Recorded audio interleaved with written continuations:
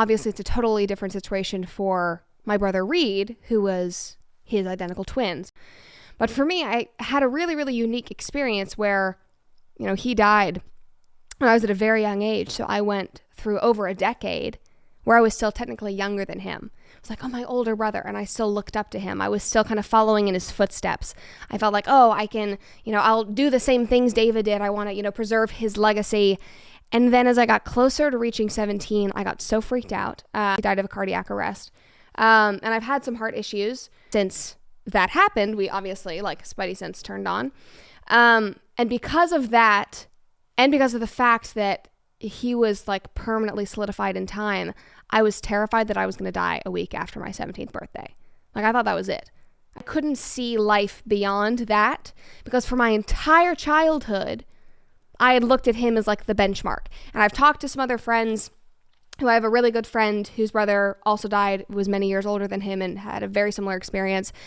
But that was my greatest fear. And since then, I have felt a lot more free. I died on Valentine's Day. Those are really, really hard. But that was, since then, I don't think I have as much of a fear. But oh my God, going into that, I was a wreck that week. And I couldn't figure it out. I felt it was I shouldn't get to be here if he didn't anyway.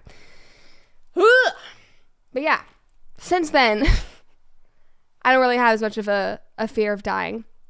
I think I've, at this point, if I did die, I've done everything that I have wanted to do in this time in my life. I've done everything that I could in my, 21 years. Obviously, haven't gotten the chance to, get married, have kids, do other things that I want. But I've crammed a lot into 21 years. So I feel like I'm on the right track to not deal with those regrets at the end of my life. But anyway, it's just interesting. But every time I thought about dying, it was as an old person.